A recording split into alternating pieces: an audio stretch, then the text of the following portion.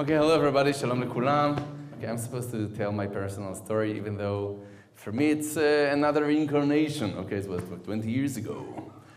But if it will be good for somebody, if I will hear it again, it's also good because it's hard to change. Okay, a person finds it very hard to change, even though he knows the truth, even though he knows everything, but the change is hard. So let's start my story.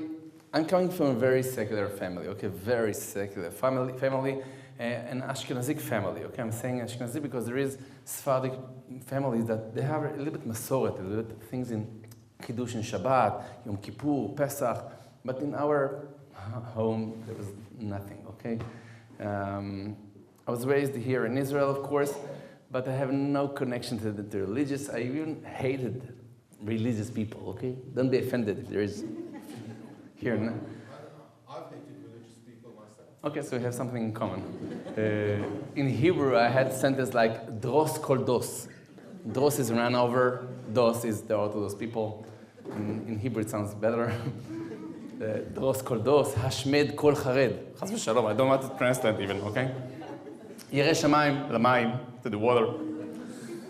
And it's hard because, you know, I'm Israeli, I'm Jewish, I'm living here in Israel. How can I can be so anti? So how can I hate them? Okay, they're my brothers. But this is the situation now here in Israel. It's more ignorance, okay? It's not something real, it's ignorance. I don't know you, I don't understand you. All the time in the television, I'm hearing bad things on those people. Just to give you an example how much I was Bur ve'amaretz in Judaism, the only religious, things that I had in my life, it was bar mitzvah, okay, bar mitzvah. Bar mitzvah because my grandfather, zichrono livracha, he insisted that I was the oldest grandson, and I would go to the Bet Knesset and learn the Haftarah and do whatever I'm supposed to do as a Jewish person. But this is the first time, the last time I was in Bet Knesset till I was 25, okay? And I'm telling you that because the second time, that when I was 25, I came to the Bet Knesset, and I will tell you why I came to the Bet Knesset, and this is my whole story, but I'm taking it to the end, just for a minute, to understand how much I was far away from religion. So I'm coming for the second time in life. I was 25 years old, it was Friday. I was living in Herzliya. You know Herzliya? Okay, it's near the beach, nice place. And I was practicing triathlon. Triathlon, it's a sport that combines three kinds of sports. It starts with swimming, then bicycles, and then running. I was competing here in Israel and all over the world. I was sixth place in Israel, okay, shishi. So I was training in the beach, and then I decided to go to see how Bet Knesset looks like, okay? So it was Friday, 3 o'clock in the afternoon. I'm coming from the beach to a Bet Knesset, not near my home, because, you know, it's not like cool to go to the Bet Knesset, okay? Fanger, you went to the Bet Knesset, very nice. Somebody died. So I went to a place in Herzliya that nobody knows me, so they will know. So I went to a place in Herzliya, nobody knows me, and it was 3 o'clock in the afternoon, and I'm coming to the Knesset, and I'm knocking on the door. Nobody's opening the door, and I'm opening to myself. I'm getting inside, it's a nice place, the Knesset, and I see the Gabbai, okay, an old person, that's preparing the Sefer Torah to read for tomorrow, for Shabbat. And I'm calling him, "Hi, this is the Bet Knesset here?" He's looking at me like that, you know. Of course, what do you think? It's the beach here. I was with bathing suit, you know. So he said, here is the Bet Knesset, it's not the beach. I said, okay, I came here, let's start. Okay, what we are doing here? He said, you know, here you are davening, here you're learning Torah, but now 3 o'clock in the afternoon, you don't have anything to do now. Come after 4 hours, it will be Kabbalat Shabbat, you know, you can feel something very holy, very Jewish thing. Come after 4 hours. But meanwhile, he said to me, have you been in the mikveh? Oh, for Shabbat, preparing to Shabbat, mikveh. So I said, what mikveh is? I don't know what mikveh is. I don't know anything. He said, mikveh, it's for Shabbat. It's kedusha, tahara, you know, go pure yourself for Shabbat. Go there. I said, it costs money? He said, of course, 5 shekels. I said to myself, you see religious people? So I'm looking for money, and I have nothing in my pockets. So he said, no problem, I will loan you. So he gave me 20 20 shekels bill to go to the mikveh, and he called the guy, Moshe, take him to the mikveh. And this Moshe guy took me to the mikveh, and it was a very nice place. It's like a small jacuzzi, okay? I really enjoyed the atmosphere there, and then I didn't come at night, but the day after that, my parents taught me that if somebody gave you a loan, 20 shekels, give them back tomorrow. Give it back tomorrow because you can forget that, and you don't want to come in reincarnation, right? So he gave me the money on Friday. Day after that, Shabbat. Small detail. I'm waking up in the morning, 10 o'clock in the morning. Then I remembered I didn't give the money back to this old person. Where can I find him? In the synagogue, in the Bet Knesset. This is the Shmorot Teva of the religious people. Like, how do you say Shmorot Teva? Nature? Nature zone? Okay. Like the Indian people, okay? Nature zone? Reserve. Reserve, okay. So in nature reserve of the religious people, this is the synagogue place. So I went there, of course, don't ask me how did I reach there. It's not good to say when I'm religious. It's good that I parked my car far away from the synagogue. So I come to the Bet Knesset, and this Rabbi saw me, and how? Let's go, come in. I cut them in the middle of the Kriyat Torah, okay? So it's Kriyat Torah, it's like 80 people, all in the enthusiasm of the Kriyat Torah, and I'm coming, and they're putting me a white yarmulke, like Natzig Misrad HaChinuch, it was like shining, like, and the Rabbi saw me, and come here, he said to me, come and look at the Sefer Torah, there is lights from the letters of the Sefer Torah. And I'm coming to see where are the lights here. I don't see any lights. But I'm respecting the situation here. And then nobody saw us, and I'm looking at him, and I said to him, I have something to give you. And I'm very, I don't know anything, okay? So I'm thinking nobody saw me, and so I'm putting my hands on my pocket, and I'm putting out the 20 shekels bill. And I said to him, this is the money from yesterday. Thank you. Where to put it? And he saw that. He was in shock, okay? He's an old person. He used to think like that in the Bet Knesset. So a shout went out of his mouth like, Muktzeh! And I was terrified whose Muktzeh is. Maybe a dog or something who went inside the Bet Knesset. And as he shouted, Muktzeh, it's like a sign. And all the other people like looking at me, waving with 20 shekel bill in Shabbat. So everybody started shouting, don't leave it, don't touch it. And I said, I'm not touching anybody, what's the problem? I couldn't understand that there is a problem with this paper. It's just a paper. Honey, it's paper. What do you want from me? First of all. Second of all, maybe it's your problem, but not mine. I'm not a religious guy. Tell me, I will put it whatever you want. Okay, what you're doing, mess with just the paper. Okay, it was a shock for me. It's a miracle that I stayed religious after that. But there's trauma in life. But I overcome that, thank God, okay, everything is okay. But let's go back, okay? Let's start from the beginning. How did I want to go to the Bet Knesset? My story started in the army, okay? I was in the IDF. In the army, I was a commander of a tank. And, as a soldier, you're just 18 years old. Okay, you're a child. And you are inside a war. It was the first Intifada. It was 25 years ago. It was the first Intifada. We were in two places most of the times, or in Gaza or in Lebanon. And this story happened in Lebanon. We were in Lebanon. I'm in the tanks. And in the tanks, there is 4 people. Okay, there is the commander. And there was 3 more people that working with you in the tank. There's a driver and the person who was responsible to the shooting, and 4 people. My best friend is standing next to me in the tank. We're sitting very high. The driver in the tank is sitting inside. The guy that is called Totchan is somebody who's shooting the bullets. So he's sitting also inside. Gilad Shalit was Totchan, he's sitting inside. But the 2 of us, the commander and the other person, is sitting high. And we're looking with special binoculars to see if there is Arabs or something that want to get inside Israel.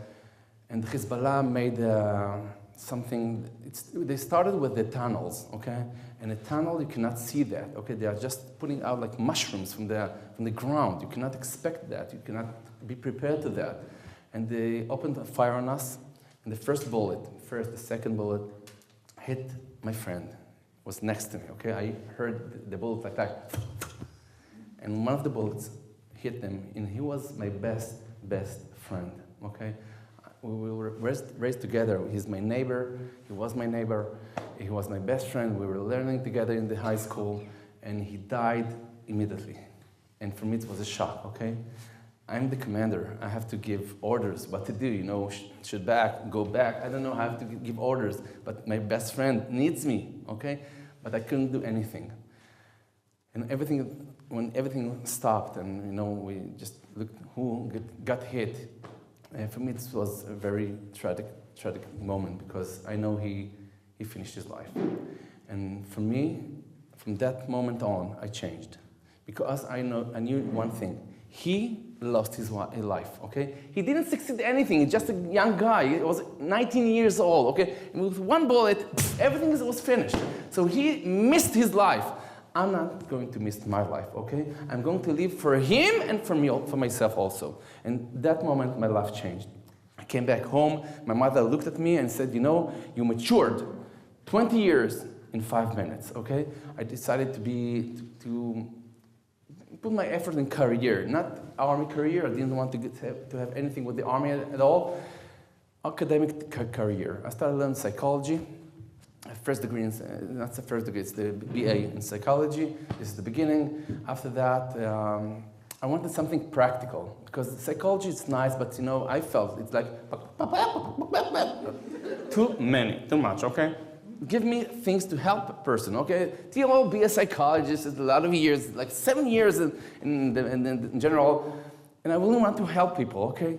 So I will continue to learn psychology, but I want also something practical. So I wanted to learn Chinese medicine, alternative medicine, but because for me it was a good combination, because Chinese medicine or alternative medicine is something practical that you can help person now, not only to hear him and things like that. After 3 years of learning, okay, came a woman, her name was Ellen Sokolov. She was a master of Reiki. Have you heard of the word Reiki? You know what Reiki is? Reiki is it's a system of healing that's coming from the Tibetan Buddhism. They believe that if you will put your hands on a patient, energy will flow from you, from your hands, through your body to the patient. And the patient's body will draw the energy and will heal himself, okay? It's a very powerful thing. It's all over the world. They know what Reiki is. It started in Japan, went to Nepal, India, and then to the United States of America. My teacher, her name was Ellen Sokolov. She's a Jewish woman. She's one of the famous Reiki masters in the world, and she came here to Israel to teach Reiki. Of course, I was a student of alternative medicine. I wanted to learn everything I can. So Reiki was a very nice thing, touching people and healing people. For me, it was a very big challenge, and I wanted to learn that. So I came to learn Reiki. Reiki has 3 degrees. First degree, second degree, and the master's. Master is somebody who can teach others how to heal themselves or to become a Reiki practitioners. So I'm learning first degree and second degree with this woman. And then she came to me and said, Fanger, you got a present from above. What happened? All the patients that went through you said to me that his hands are different, okay? It's very powerful. You got a present from Hashem. Develop it, okay? I'm willing to put effort in you, and I will take you with me abroad. And I will teach you everything I know, okay? You are a young person. You can come back to Israel after 2 years of learning with me, and you will be the first Reiki master in Israel, the best Reiki master in Israel, or maybe in the world also. So come with me. And I was a very young guy there. Then I was 23 years old, and she's a very wealthy woman, so why not? So I wanted to go with her because for me it's a good opportunity to learn. So I went with her to Germany, France, Italy, and then we went to the United States of America. My English is from there. I'm becoming a master of Reiki, and for me, I'm start to work there. and I'm really succeeding there. I have a lot of patients. I'm start to be very famous there in upstate New York, it was, but I'm a little bit extreme. You will know me. If I'm doing something, I'm doing that all the way, okay? I'm not stopping in the middle. And if I want to be a Reiki master, I want to be the best Reiki master I can be. So my teacher said to me, I taught you everything I know. I don't know any more. If you want to learn more, the next station for you is the Far East. Go or to Japan, or to Tibet, or to India. Tibet was a problem with insecurity there. Japan is very expensive. India is very nice, very close, very cheap. You can do there. So I went to India and I became a student of the Dalai Lama. Have you heard of the Dalai Lama? It's a very famous person. He has a very big monastery in Dharamsala. This is the city that it's called Dharamsala, and I'm becoming one of his students. I'm learning from him. I'm practicing all the time, meditation and things that I have to learn for the Reiki. And then something happened. After like half a year, I have my teacher. My teacher is a Rinpoche. He's an old Tibetan monk, and we are talking each other in English. He doesn't know English, and I have a translator. So the translator can cheat me, okay? He can say whatever he wants, and I will never know what he really meant. So one day, the translator is coming to me and asking me, the Rinpoche wants you. And I come to the Rinpoche, and he said to me, Fanger, you are enough time with us. Now it's the time that you will start practicing the system. And I said, it's asking, what I'm supposed to do. So he said to me, you are leaving our monastery, and you go to a very deserted monastery, very far, in a place called Rishikesh. There is a forest. There is a monastery in the middle of the forest. 15 people there is in this monastery, and you will get 2 spiritual works. And if you will succeed at those works, you will be the best Reiki master that you can find maybe in the world. First work, it's silence. You're supposed to be in silence for half a year. You shouldn't say a word, okay? This is the reason I become a speaker, okay? This is all my frustration I'm putting on you, okay? Sorry that you are the victims. First of all, you have to be in silence, because they believe that if you are talking, you're losing energy, okay? Even just hearing people, maybe the woman here will understand that you are talking with your friend, okay? Just hearing her, okay? And you feel like she draw your energy, like, wow, I'm so tired just hearing her. Oh, she's just a vacuum machine to all my energy. If you are talking or hearing people, you become weaker. And because I'm supposed to be very powerful with my energy to heal people, so I have to reserve my speaking. Don't speak, don't hear, be by yourself. First thing. Second thing, you have to practice yoga all the time. From the morning till night, you have to practice yoga and meditation. And I was a yoga teacher in Vinget. Vinget is a place here in Israel that practices sports and things like that. So I was a teacher here in yoga, so yoga is supposed to be something that I'm good at. So it's 2 things, silence and yoga. Perfect combination to become a Baal Tshuva. So I'm calling to my parents and said to my mother, Mommy, hi, I love you, but in the next half year, there was nobody to talk with. My mother taking it very good, very calm. Okay, son, we love you, okay? We are behind you. Don't be afraid, you will succeed. Chazak ve'ematz, we love you. Bye, mommy. I'm telling you that because after a few months, years, when I decided to become a Baal Tshuva and decided to go to yeshiva, do you think the reaction of my mother will be the same? Son, we love you. Do that. We are behind you. Chazak ve'ematz. Or the reaction will be a little bit different, a little bit different. And it won't be hard to find the differences. But this is not our case. Now it will be later. But now I'm not thinking about it. I don't care about religions. Of course not. In my, worst dream, in my blackest dream, I won't dream that I'll be so black, okay? So I'm going to this monastery. It's a very beautiful place, okay? It's a forest. You're coming with donkeys. Once in 2 weeks, you can come with donkeys to the monastery and you're practicing whatever you want. This monastery, you have to go back 300 years back because there is no electricity there. There is no cell phones. Of course not. There was not in the world there was cell phones. There is no electricity. There is no hot water. There is no grocery shop. Okay, what you are planting in the ground, this is what you are eating, okay? And there is a river next to the monastery. From this river you can drink, you can take a shower, things like that. You are living like a goat. And try to enjoy that, okay? This is nature. Okay? I don't know if you try to be in silent, okay? Even there is Vipassana. Vipassana, it's very nice practices. It's for a week or 9 days to be in silent, but it's easy. Try a month not to talk with anybody. 2 months, it starts to be very, very hard, okay? It's like you have to talk with somebody, okay? I felt I have to take an Indian guy, shock him, and tell him exactly what I'm thinking on him, okay? Somebody wants to talk with me, please? But I have to be strong, don't talk, this is your challenge. This is your test. So I'm trying to hold on 3 months, okay? And after 3 months, it starts like a volcano inside. Like, it's talking like here, and I have to talk. And there are people asking me, Fanger, who was somebody who watched you, or like a policeman or something? Did you talk?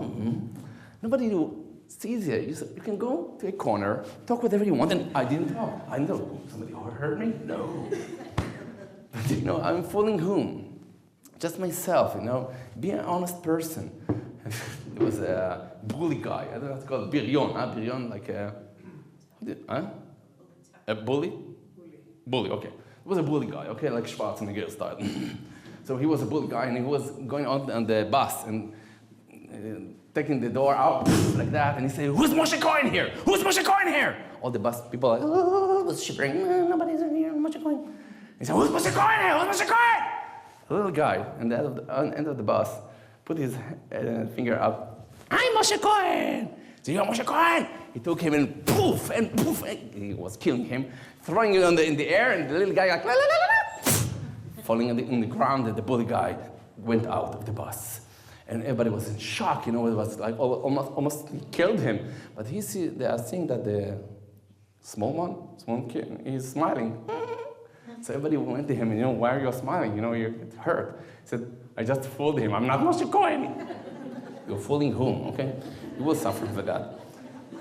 So, after 3 months, in general, 3 months, I'm feeling I have to talk, okay? I cannot hold anymore, and I don't care, even I will fail, okay? I will start in half year again. So I was standing near the river. All the other monks were working in the garden, so nobody really heard me, okay? I can come back and say I didn't fail. But I was standing near the river, and I felt I have to speak, and I'm telling you, it's like a volcano. If you won't talk for a day, you will see the first word that you want to put out of your mouth, it's hard, like, there is like something like a border, or something you have to pass on. So I'm opening my mouth, and the volcano, it's like bursting, like, and when I opened my mouth, the only thing that went out was psukim. All the haftarah for my bar mitzvah, okay, it was 12 years ago. I started like a gun machine, with the sounds and the nigunim and the tamim, and I'm closing my mouth like, quiet! What do you have with psukim? It's not you, okay? Maybe it was a song of somebody, but not psukim. And my memory, it's not my best side. I left it to my wife. Okay? Maybe all the women in the world. Okay? You have here in hard disk, like a million giga. Million is a husband, I can tell you. Okay? You said something to your wife 10 years ago. Okay? You'd say something you shouldn't say. But, please forgive me. After 10 years, do you remember what you said to me next to Chamish in Nachal Akish place? He doesn't remember that he was there, okay? Please. 10 Yom Kippur went through us. Please. I cannot remember things that happened to me 12 years ago. Of course, not bar mitzvah. That for me, it was not an important thing in my life. I thought like that, chas v'shalom. I was in shock, okay? I was in shock. Why psukim? Why psukim? For me, it was something to think on, okay? Because In the Far East, you have a lot of time to think on things. But I will tell you something. Nobody wants to make a conclusion that will make him to change, okay? Nobody wants to change. Even though you are hearing the truth, even from inside, you don't want to change yourself. It's hard. It was a person that worked at the New York Times. He went on the street looking for something nice to work on, to write on. And he saw somebody is standing in front of a building, a very tall building, office building, and smoking a cigarette. And he sees him, the journalist guys seeing the person is smoking cigarette after cigarette. And he comes to him and says, "How much do you smoke a day?" He said, 3 packs a day, 3 packs a day. From which age? 16. And you are now 56. So the journalist guy is putting a calculator and is doing a calculation. He said to him, 3 packs a day, it's $15 times 100 days a year in general, times 40 years equals, say, look how much money you spend on cigarettes. If you weren't smoking, you can buy a building like that. So the guy with the cigarettes, like that, he's asking the journalist, "Are you smoke?" "Of course not." "And you have a building like that?" He said, "No, I don't have." He said, "I'm smoking and this is also my building." So people doesn't love to change, even though they will hear the truth, okay, and you will see facts in your face. Change yourself, take yourself in. It's called in Hebrew. No, it's hard. So a few psukim went out of my mouth. Because of that, to become Baal Tshuva, no, you can stay with your life, everything will be okay. Maybe you miss Israel, and you miss your Tanakh, Shuri maybe, but you don't have to become a Baal Tshuva, of course not. 4 days after that, second stage I'm going through. I'm inside my room, okay? It's not really a room, it's like a few blocks on each other, and it's a monastery, it's not like a hotel. So I'm alone in my room, and all other monks are going to sleep very early because there is no electricity. So they're going to sleep at 8 o'clock in the night, and we have candles to see whatever we want to see. But I'm a person of the night, okay? I find it hard to go to sleep early. They're waking up in the morning very early. At 4 o'clock in the morning, everybody's awake. So it was like 11 o'clock in the night. I'm staying in my room alone, and I'm practicing my meditation.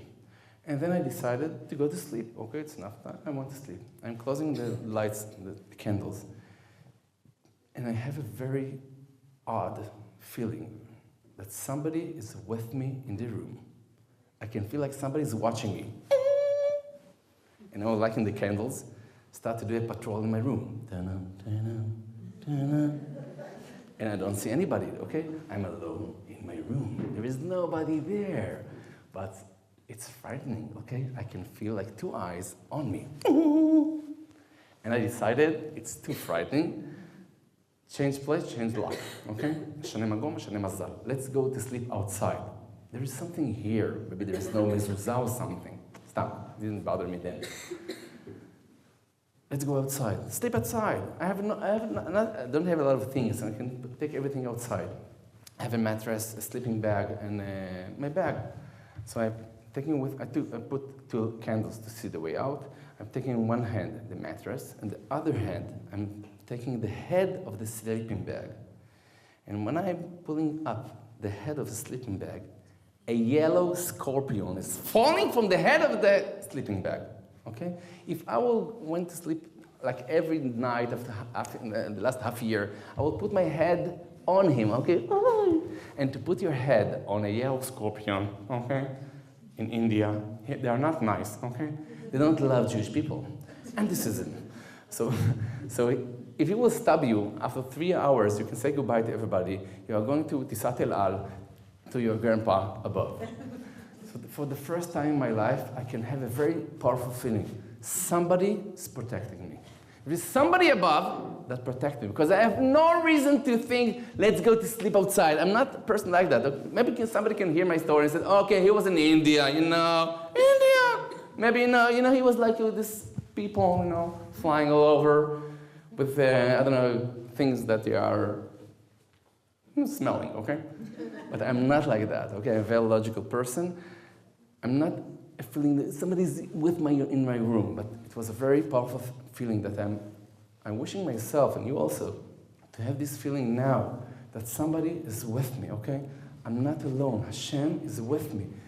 Every place I will go, Hashem is with me, okay? It's a very, very powerful feeling, oh, I'm not alone. Because the people feeling that, nobody understands me, I'm all alone, okay, it's hard. But if you will feel that Hashem is with you, it's a very powerful feeling. This is the feeling I'm getting there in the monastery. But of course, because of that, to become Baal Tshuva, he wants to protect me. He can protect me. As long as he didn't ask me for protection, so you can protect me, no problem. My pleasure. I'm not becoming Baal Tshuva also because of that. But day after that, my story finished. Day after that, I'm inside the monastery, I'm practicing my meditations, and I'm run over of candles. Day after that, the donkeys, the people with the donkeys are supposed to come and bring things that we ordered from Delhi, the main city there. So I can't find any candles, and I'm looking in my bag. I have a very big bag with a lot of pockets, so in one of the pockets I'm finding the candles. But next to the candles, I'm finding like a bencher. Not really a bencher. When I flew with this woman, with my teacher, to, at the beginning it was Europe, I flew from the Ben Gurion airport. And there is a place of Chabad there, and they're putting tefillin to everybody. So, but I flew in the night, so there was no tefillin. So they gave me something like Tfilat HaDerech, okay? So on one side of the picture it was Tfilat HaDerech, the other side was Shema Yisrael, the Parsha of the Torah. And they said to me, take it, it will protect you. I'm an Israeli guy. I said, how much does it cost? They said, it's for free. I said, okay, give me 2. Okay, maybe I will sell it to tourist people. No. Tourism is very nice. The tourist people are buying everything, okay? I can see here the Chinese tourists. They're coming here and buy souvenirs from Israel. But again, it's all made in China. Go back to your home. Buy it for free. I don't know. But you're a tourist. You want to buy things. So I took this bencher. I'm calling it a bencher. I don't know how to call it. It was Tfilat HaDerech with 2 sides. So I'm taking this bencher, and when I'm looking for candles, I'm finding this bencher. I'm looking at it. And then Hashem is giving me a feeling. Try to do your meditations with words from these things. I will explain to you. The Reiki has 4 words. It's based on 4 mantras. Mantras is the word that they are using for a word or a sentence that you will say again and again, and you will draw power or things from that. Or to concentrate on. You have to say something to concentrate your mind, because your mind will, flew away. So you have to concentrate on one thing. So they are saying in words. There are 4 words in the Reiki. So I broke my silence. When I was in silence, I could say only those 4 words. Not say them, but when I practice meditation, I can practice with those words, the 4 words of Reiki. And I broke my silence. I'm supposed to start a half year again, okay? So Hashem is giving me a feeling. Try and practice your meditation with words in Hebrew, okay? You have never tried that. You can see there is a religious thing here, religious material. I don't know what's written here. I know the words. I can read it because I'm Israeli, but I don't know the meaning of the psukim here. But let's start with a word or a sentence and try meditation with things like religious things. And for the first time in my life, I'm sitting like that in the monastery. I'm looking on the bencher. I'm looking for one word or sentence to read out loud to practice my meditation. And I saw like a headline, koteret, okay? It was Shema Yisrael, it was not a headline, okay? But I didn't understand that it was up, so I decided this is the main thing. So I started to say this sentence. For the first time in my life, I'm sitting like that, and I'm saying the pasuk. Shema Yisrael, Hashem Elokeinu, Hashem Echad. All my body started to shiver like that. Ah! I'm saying again, Shema Yisrael, Hashem Elokeinu, Hashem Echad. I'm shivering, all my body is shivering. I have goosebumps, all my skin. I don't understand what I've said. I did my bagrut of Tanakh, but I copied everything, okay? I don't know this pasuk, I haven't heard it. Okay, but for the first time in my life, when I say Shema Yisrael, all my body is trembling, okay? I want somebody to explain to me what this sentence is, what this pasuk means. I don't want the people in the monastery to tell me, okay, they are not in this material. And I don't want the Bet Chabad, I want the dangerous people from Mea Shearim to give me answers. So I'm deciding to go back to Israel. I want answers because I found a treasure. I have $1 million in my hand. Okay, I'm practicing meditation for years. Nothing did something like that to me. Okay, I'm practicing with all the mantras you can even imagine. There's something here. I want answers. I'm collecting my things, waiting until tomorrow. Tomorrow, the donkeys are coming. I went with them back to Rishikesh. I didn't say goodbye to anybody in the monastery. Maybe they're looking for me till now. I will come there wanted. Israeli guy called Fanger. So that's my business. But I went back to Rishikesh, Delhi. I'm calling to my parents. I said to him, I'm coming home. What happened? I'm coming home. Don't ask. I didn't say anything. This story, I tell you the truth, it was years after I started to say that, okay? I was embarrassed, not embarrassed. It's my personal story. It's not like, let's say, tell your story here all over. So I came back to Israel. I went to my place in Herzliya. In front of my house, there is an advertisement place. There was a very big poster there, Hartzah, lecture, Mystica Yehudit, Jewish mysticism, life after death, free entrance. I said to myself, free interest I love. And Jewish mysticism sounds nice, okay? It's not something you have to do after that. Just hear that. And I said to myself, go there and hear for the first time in your life, Shi'ur Torah, even though it's not a Shi'ur, like. So I came to this Shi'ur Torah for the first time in my life. It was a speaker from Arachim place, and he gave an hartzah of life after death. I came a little bit late, and only the first row was open. I was sitting in front of the speaker. And he started to speak. Reincarnation. He's looking at me. Did you understand? I said, yeah, understood. He continued the lecture. Near-death experience. Did you understand? I said, yeah, understood. I look back, maybe I'm alone here. No, it was a full place, but he took me like a project, okay? You can imagine why, okay? I came to him with a shawal. It's like a pants of the Far East. I was bald, like the Buddhism monks. Some people put yarmulke, okay, to respect the place. I will put a yarmulke. He will put pants like me to respect me. This is what I thought then. So all the lectures like that. Did you understand? Yeah. Seance. Did you understand? Yeah, understood. Understood? You understand? Understood. Understand? Understood? The lecture was finished. He said, okay, I finished my lecture. There is a question here. I put my hands. Yeah. Said, you have a question? I said, no, I just want to say to you, I understood, okay? But I have a question, sorry to ask, okay, I'm not want to fight with you or something like that, just want to know, okay? You proved us that there is life after death, okay? I'm not going to compete with your evidence, was strong enough, there is life after death. But sorry to tell you, okay? Sorry to say that, but all the religions are almost the same. Christianity, Islam, or on the contrary, Judaism, they are all saying to you, come with us, you will be in heaven. You're not coming with us, you will be in hell. So what does it have to do? There is life after this. I'm not saying they're not, but what does it have to do with your tzitzit and your beard, okay? All my aunties start to go up. He said to me, oh, you're asking a good question. You're asking a good question. But you have to understand, he said to me. The Judaism is the only religion on earth that can prove you, first, that there is Hashem, and second of all, that He gave the Torah. And if Hashem gave the Torah, everything that is written in the Torah, the old Torah or the written Torah, this is the truth. If you want to prove to yourself, come to a seminar, 4-day seminar to academic people. Are you coming? I said, I will come. Are you sure? I said, yeah. And I will tell you the truth, I was sure I'm going to make them secular. Because who will give lectures there? Rabbis, not offend them.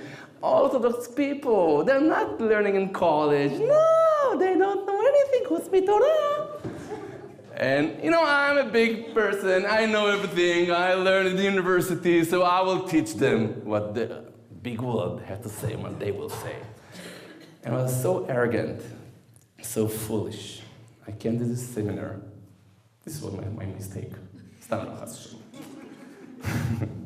came to this seminar for 4 days. I was struggling on my life because I knew there's only 2 options. or that they are right, or I'm right. There is no between. And if they are right, I'm going to be like them. And if I'm right, maybe they will be like me. But I'm telling you, after one lecture even, I saw, it was a culture shock for me, okay? It was a culture shock. I thought Judaism has nothing to give me, nothing update to reveal for me. And after 4 days, I'm standing on the stage, and I'm telling them, what I've learned in these 4 days, I didn't learn in all my 25 years. I want to tell you that you proved me that there is a Hashem. You proved me that He gave the Torah. I will tell you the truth. I wrote everything. I'm going back tomorrow to the university to check everything that you said. But if it's right, and if it didn't lie to me, I want to become a Baal Tshuva. All these people stand on their feet like, ah. And I thought, they will honor me from this day on. There will be a red mattress to home, and motorcycles will, take me home. You know what happened when my parents understood that their child, Yitzchak, this was by my name, Yitzchak, the oldest child, was in a seminar of Judaism. My mother with an RPG. My father with tanks in the backyard. My mother started crying, Yitzchak, who's becoming Baal Tshuva? What do you mean? Bandits, criminals, okay? They're becoming Baal Tshuva, but not you, not you. There's some sense in it. Yeah, but not all of them, okay? And I'm saying, I'm not becoming Baal Tshuva. I just want to learn Judaism. What's the problem? I just want to learn Judaism. I was in Far East. I was in monasteries, okay? I saw adultery all around me. And here, Torah, what happened? And this is the way I started. I started to go to the Bet Knesset, and I'm making a long story short, because I have to finish. I will bring you the strawberry at the head of the cake. I'm a Reiki master. And all of the world, and all Israel, of course, heard that Fanger came back from the Far East, and he's the master of Reiki. So all over Israel and abroad came to learn Reiki from Fanger.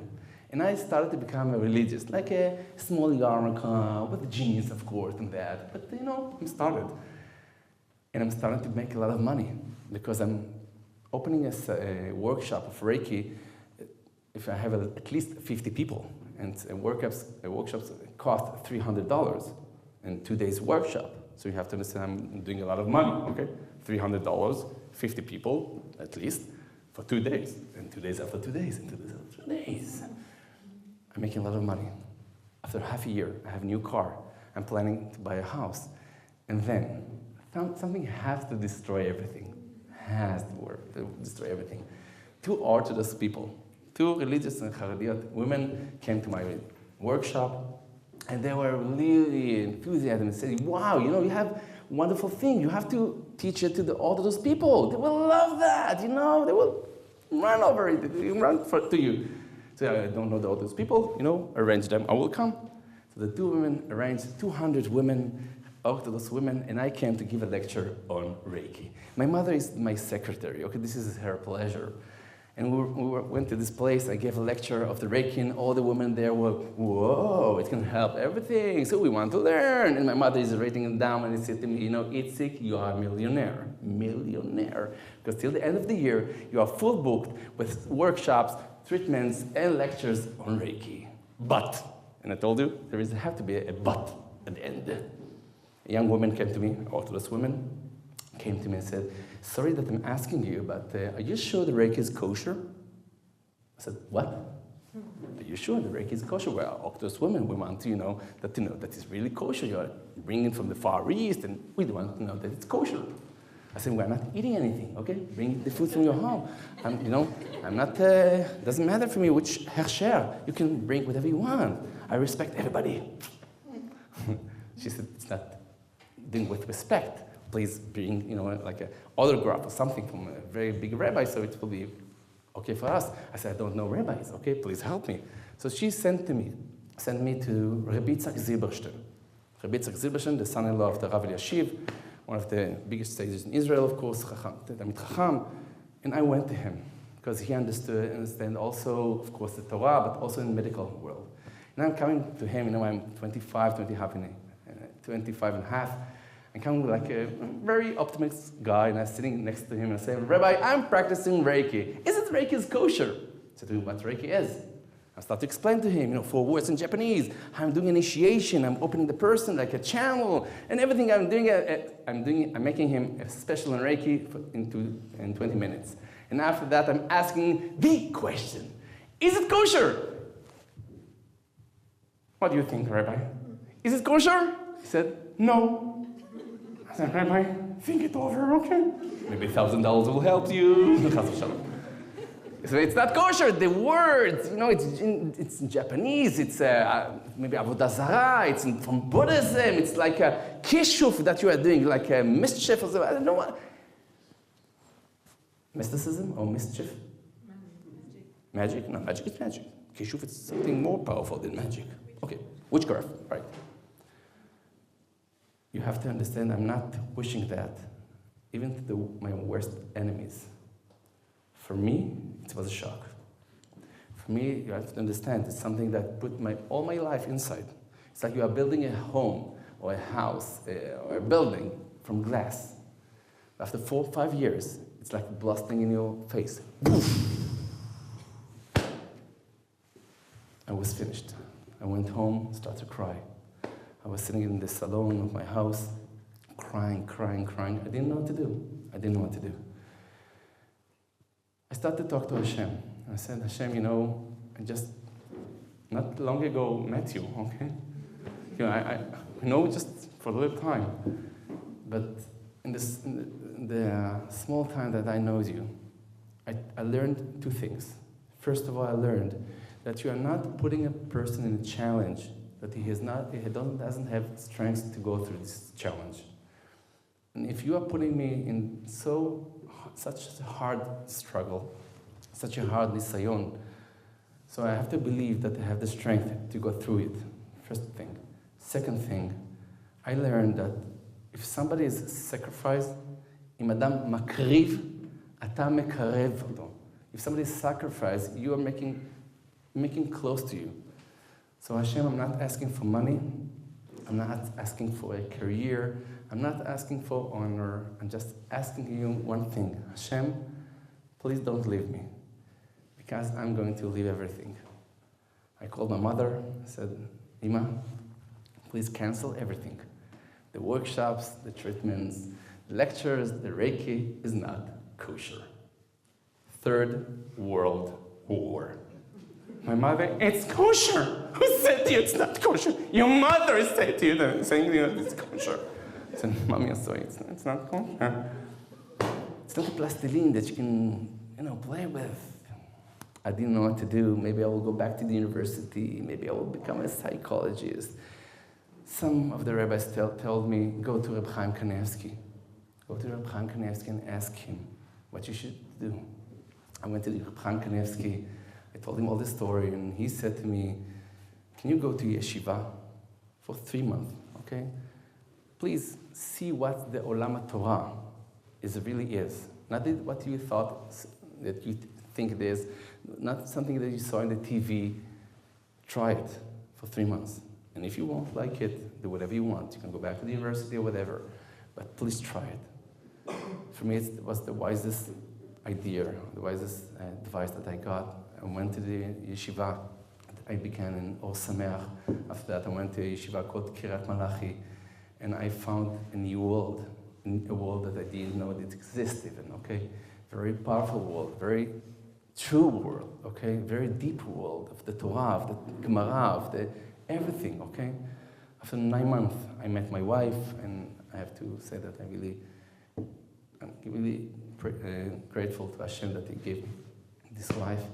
And I married her, and we have a bite of Torah, Toda Rabba, Toda Hashem, Toda Rabba.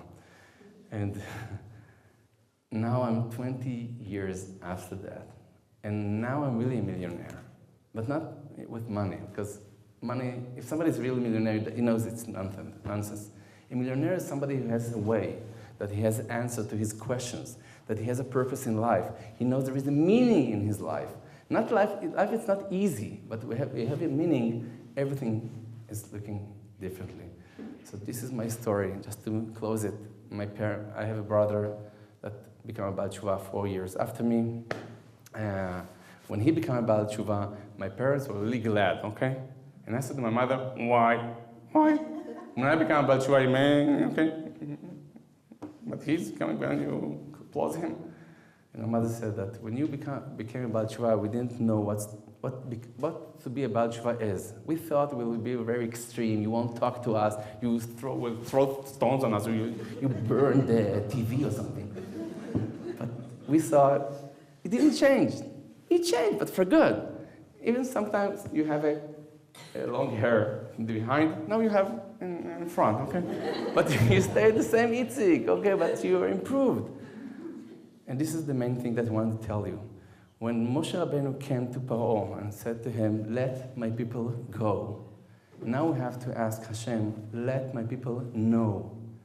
People here in Israel and all over the abroad doesn't know what Judaism is, what the Torah is. We think it's something, it doesn't have to be, no, it's not updating, nothing has something to do with me. But Judaism is a treasure, and it's next to us. Just to reveal it to ourselves and to others. This is the mission that I took on myself, the Brut, and all of us, I think, we are part of this mission in life. So thank you for listening to me, and good luck.